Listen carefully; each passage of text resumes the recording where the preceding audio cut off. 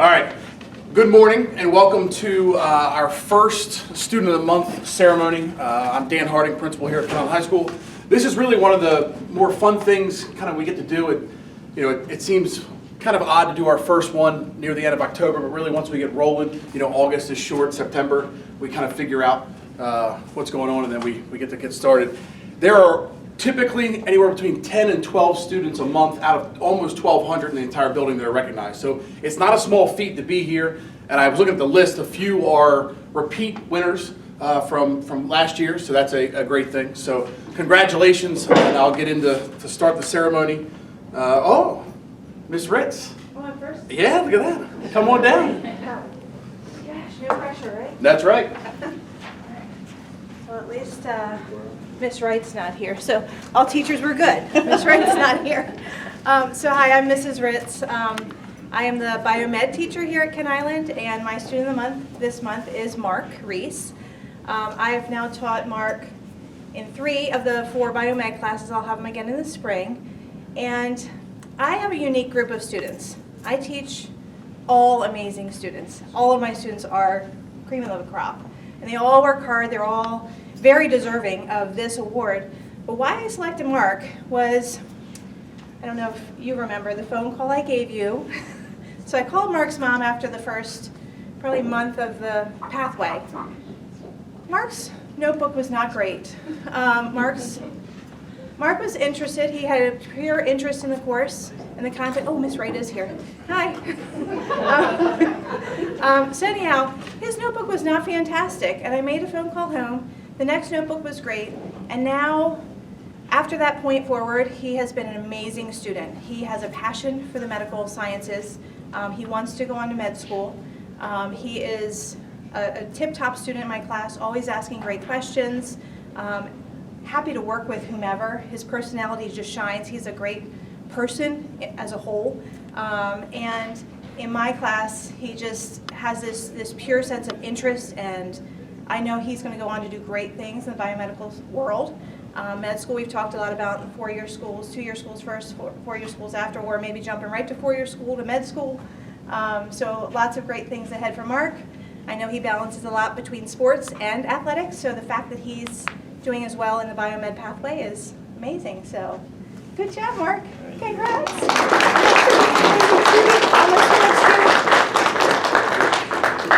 And I always forget to do this, so this time I once again forgot, but you're going to now go take a picture over there, and then at the end, we're all going to line up somewhere around here and take one group photo. All right? Congratulations. All right. At this time, if Dr. Zimmerman could come on up.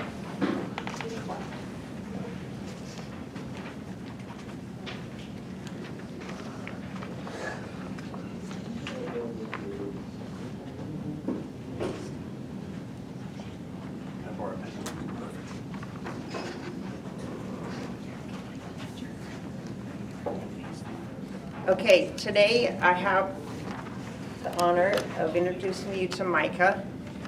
Micah is the student of the month for about 1,000 reasons, but the biggest one is Micah has done everything I've asked him to since he arrived on campus. Micah's got to get used to new smells, new sounds, new voices, new teachers, new rules. I will never change Micah. I will never ask him to change. It's my goal that no one else in this building does, and I feel like so far we are doing that. So that's one thing he's not having to get used to. We are not expecting Micah to be somebody different. We love Micah for exactly who he is. Micah is brilliant. Micah is, I don't know, probably the highest math student that we've ever had. Micah's amazing at typing. Micah is doing an excellent job communicating. He lets me know what he needs. He's talking louder, he's reading more, participating in his elective, doing a fantastic job. He's been paired with buddies and does an amazing job with that. He comes to school happy, listens, follows directions. We had a few bumps along the road, which you would have with any new student, and he's done an amazing job adjusting to that. And then in addition, we're going to add the parent of the month, because in the back, we have the most amazing parent. As teachers, we all have that parent. We have to just survive. But Miss TT spends countless hours with Micah, and it shows. And when I have an issue, I'm not that teacher that thinks I know best. I know TT knows best, and we call. And she's supportive. She's got my cell phone, and she's probably the only parent so far that is not texting at 6 a.m. and is not calling on the weekends. So as much as we communicate, she does respect that boundary, but has been absolutely amazing to work with and makes my job delightful. Micah, can you tell them good morning? There we go. Tell them to have a good day. Congratulations.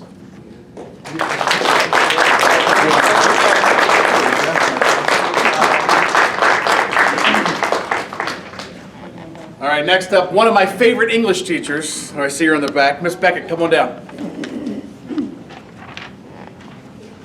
I was going to say my favorite, but then I was worried that this is being recorded, so one of my favorites. Saved me a bit. All right, good morning, everybody. So I'm Miss Beckett. I teach English, and this is Simon. He's my student of the month. I usually, for the English department, offer to go first at the beginning of the year. I'm lucky enough that I get to teach a couple of different courses, and through my different courses, I get to teach some students more than one time. So because I've taught like a lot of my students more than one time, it's usually easy for me to pick somebody at the beginning of the year because I already have a whole lot of experience with a lot of different students. So Simon is that student. He is fantastic. He's a great student. If anybody in the room has taught him, you already know that. And so he was in my AP language class last year in the fall because I had a fall and a spring. And then I have him again this year for the whole year. He gets to be with me for mythology because it's a year-long class this year. Very different classes, very different classes. And so in the AP language class, obviously it's at college level. There's a lot that goes into it. You have to really be on your toes. You have to work super hard. And I don't know that you necessarily had to work super hard. He's just really good at it. And so my class focuses on writing, and so he was one of my top writers. I enjoyed reading his papers.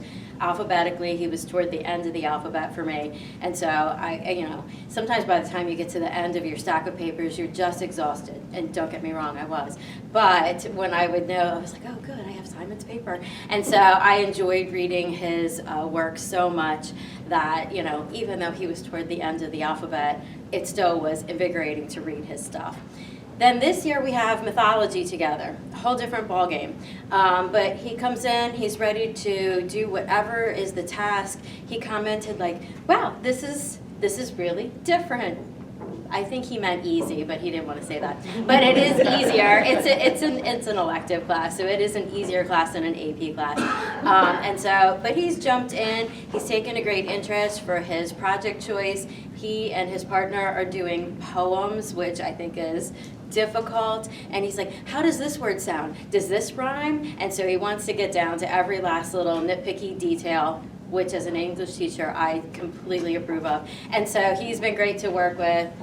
Good student, fits in anywhere he goes, makes friends everywhere he goes, delight to teach. I'm really excited to have Simon again this year. Congratulations.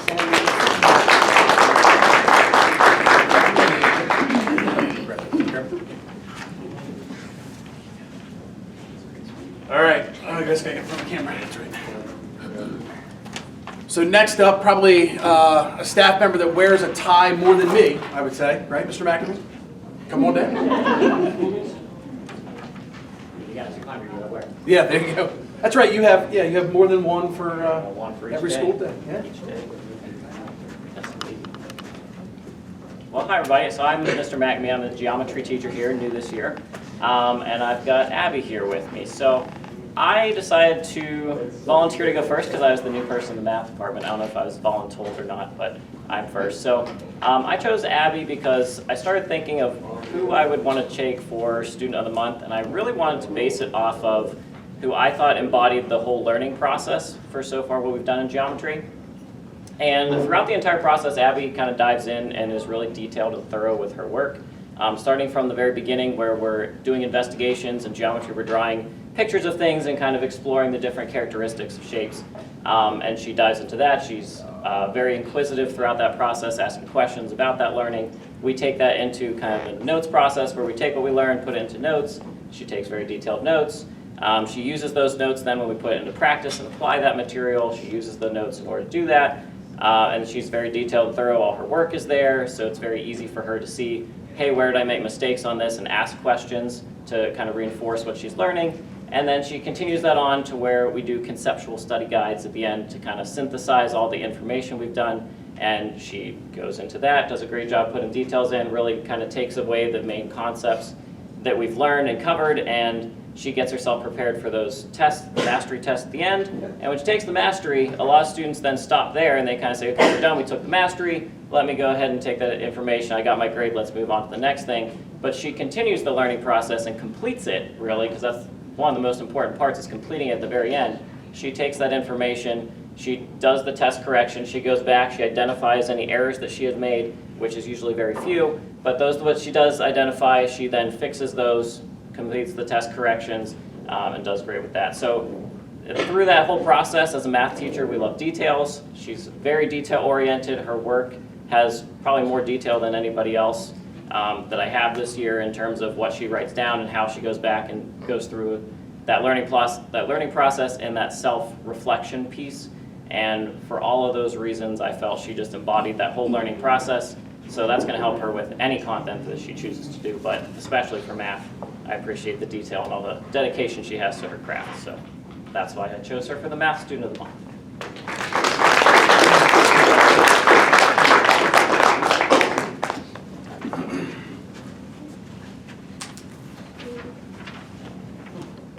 All right, so I've been contemplating whether to do this to the rest of the staff that's in here, but I'm going to go ahead and bring up Miss Wright. She'll come on down. So you'll see, routinely, like Miss Phelps is now mad at me because I got to go after Miss Wright. You'll see. Just the thing she does. I'll mention from our performing arts department before she gets up here. Oh my goodness, I have so much pressure this morning. What if I flop? What if it's not good? Oh, here we go. All righty. I'm going to wait for my student to come on up here. Okay, but I think I rehearsed you on this side, sorry. Okay, it's just a thing. Alrighty, so good morning, everyone. Good morning. Good morning. I would like to take this moment to introduce you to this great young man, Alan. And Alan, I'd like to introduce you to the people. Here we are. Alan Butler has an award-winning smile that goes along with his award-winning personality. Alan was selected because he is that kind of student that every teacher hopes that they get in their classroom. He is a model student, he is respectful and kind, and he is quiet. I asked Alan to do something for me the other day, and with very little words he said, "Yes, Miss Wright," and it was that quiet. I was in a meeting a few weeks ago, and Mr. Harding was there as well, and Alan's name came up for something. And I promise you, it was 45 seconds of teachers just blubbering over Alan Butler. True? They were like, oh, we love Alan, and Alan, and Alan. And in my head, I'm going, exactly, and he's my student of the month. But one teacher summed it up the best, and it was actually Miss Beckett. She said, who wouldn't want Alan in their class? And she's right. Who wouldn't want Alan in their class? Every teacher loves him. So I say this to you today. If you ever get an opportunity to see Alan in public, take a moment to reintroduce yourself. Shake this young man's hand and get that award-winning smile.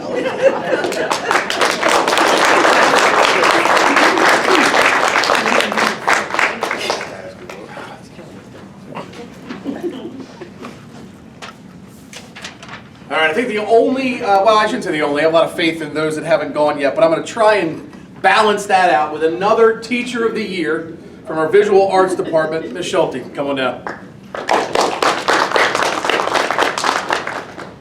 I'm actually cheating today I'm bringing reinforcements. I thought, yeah. Because I had a feeling you were going to do this to me. Okay, rose between two thorns. So Miss Netto and I'm Miss Schulte, we represent half of the visual arts department.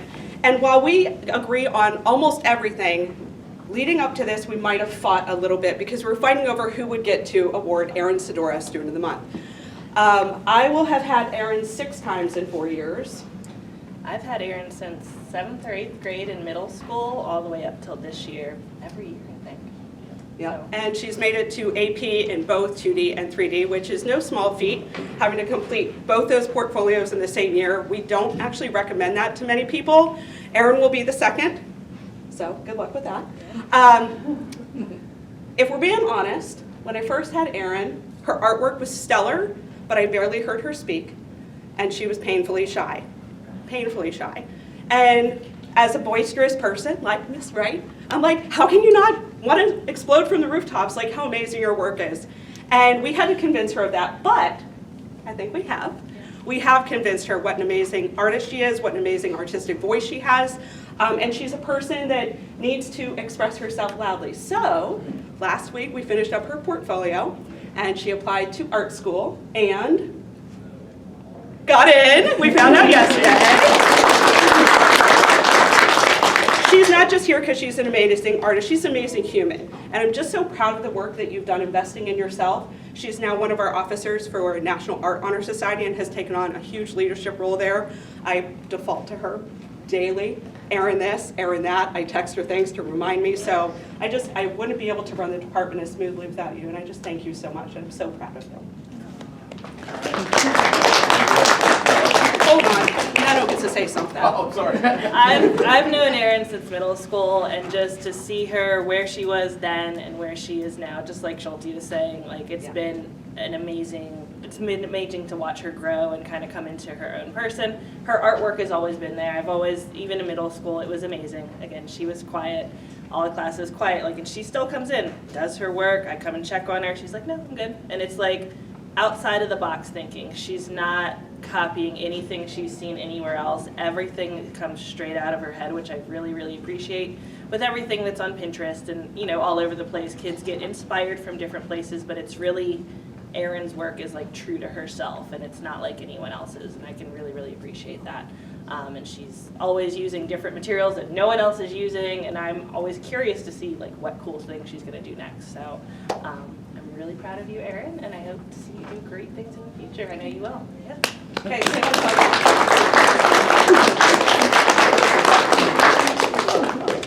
you. All right, next up, my favorite PE and health teacher, Ms. Shanker. Come on down. We'll see how Mr. Wright says about that. All right, good morning. This is Michael. He's the student of the month for the PE department.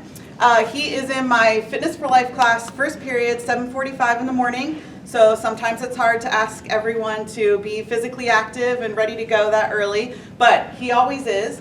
And he kind of stuck out to me right from the beginning of school because I think that he, like a lot of 9th graders, are a little intimidated about high school PE. They're coming from middle school, not sure what to expect. What are the expectations going to be?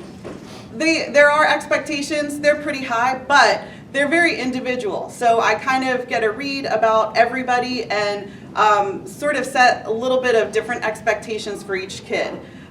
So what I think that he started out with was, I don't know if I can do all of this stuff. I don't know if I can be as fast or as strong or as good at all these sports. So we started out with fitness testing, and I think he was like, oh, I don't know about this. So he went through all of them, all of the testing, and then, like a few other students in class, he asked to redo some of them because he think he could get a better score. He thought he could be faster, thought he could do more sit-ups, so he kept redoing them. And I think you did a couple of them a couple different times. And then I think we said, let's keep these numbers because they're getting better every time. And let's just see where you are at the end of the semester, which I think is going to be even better. The other thing is when it comes to the different sports that we play. In my class, they're playing with lots of different people in class, people who have different backgrounds. We have some really awesome soccer players, some really awesome volleyball players, and some people who don't play any sports at all. And they're all combined on different teams. And I think he was like, well, I'm not going to be able to help my team out at all. And then he jumped in soccer as goalie. And he became the #1 requested student to be on their team because he was so awesome. So I think he gave it a try and surprised himself, right? That he was so awesome, and that if he just put forth a little bit of effort and worked with the rest of his team, he could be really awesome. So I admire your perseverance in trying to improve, and just the resilience of saying, oh, I don't know if I can do this, and then coming back and trying again. So that's why you're Student of the Month. Congratulations.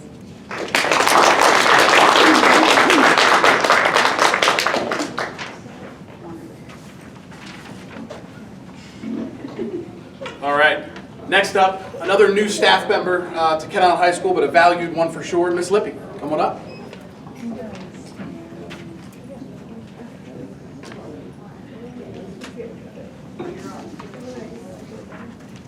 Good morning. I'm Miss Lippy. I am teaching biology this year. I'm not a fan of public speaking, so I'm going to have to read off my notes. I nominated Will for Student of the Month for the science department because he quickly emerged as an inquisitive, scientifically minded student. Not only has he stepped up as a leader in his class, but he's shown that he truly wants to gain the knowledge. Will is a star student. He participates, he's organized, he asks great questions, and is always friendly and inclusive to his classmates. He was able to balance being on the football team and maintaining his 4.0 GPA, which is truly admirable. I'm so proud of what Will has accomplished so far in his high school career, and I know that he will continue to strive for success in the future. I can't wait to see the heights he achieves. Congrats, Will.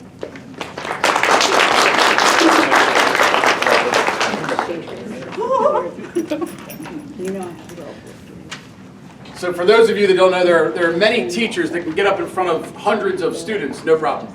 But then the adults come in and it gets a little scary. Yes, it's always the adults. All right, next up from our social studies department, Ms. Phelps, come on down.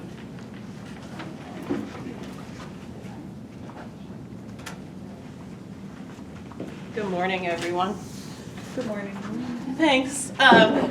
So this is Miguel, and I chose him for my Student of the Month. The first thing that stood out to me is I'm in the portable, so we experience weather, whether it's good or bad. And every day, Miguel says, "Isn't the weather great today, Miss Phelps?" Even if it's raining and my hair is a giant frizz ball. Every day, isn't it great weather, Miss Phelps? Isn't it a beautiful day today? And I just look at him like, are you kidding me? But he follows it up with, well, we're here and we're alive. And I'm like, you know what, Miguel, you're right. So he has just a great positive attitude. He's always helpful. Even when I don't ask for help, he's like, let me pass those papers out for you, myself. He invests in himself. He is very dedicated to his learning and what he's going to do after he leaves us. He's a great student. He definitely, I would love to have him again. I don't think he wants to take another one of my classes, but he's so bright and he's so hardworking and just like a light in your classroom of just kindness and positivity and joy. And I'm just grateful to have you. And I wish I would have you again. So Miguel, just thank you for being yourself and bringing even a rainy day is a good day, right? Well, congratulations.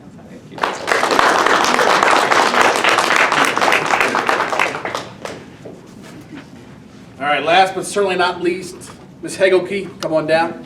If you were fortunate enough to be at our first, what I guess I'm going to call annual Hispanic Heritage Night a couple of weeks ago, it was an amazing event.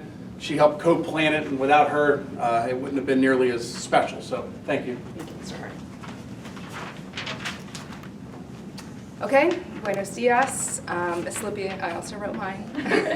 I'm Lori Hegelke, and I have the pleasure of teaching Charlotte Colvin this semester for the second time. You might hear some common themes in what I say as what some of the previous teachers said.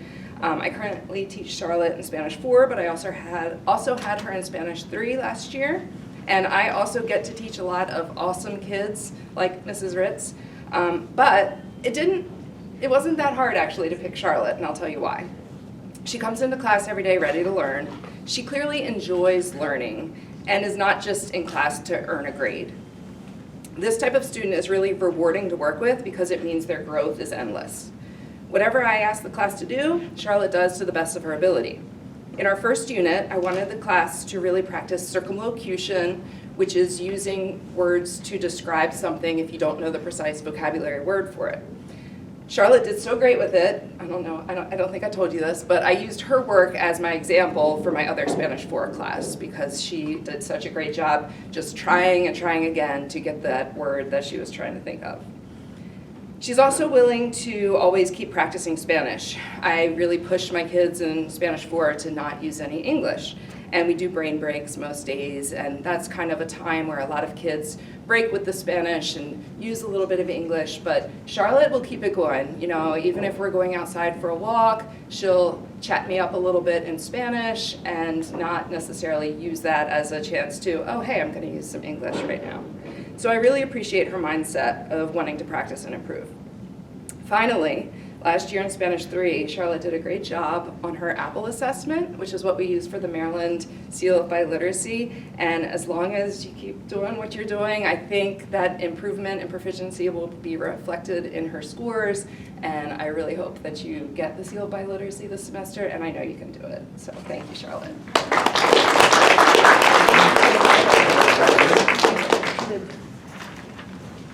All right, so this does conclude our Student of the Month ceremony. I will remind you kind of what I said before. There are 10 students that were recognized today out of almost 1,200 in the building. So again, not a small accomplishment. That's a great way to start our last Friday in October. So thank you for coming, and feel free to enjoy donuts and coffee, and have a great day. Thank you.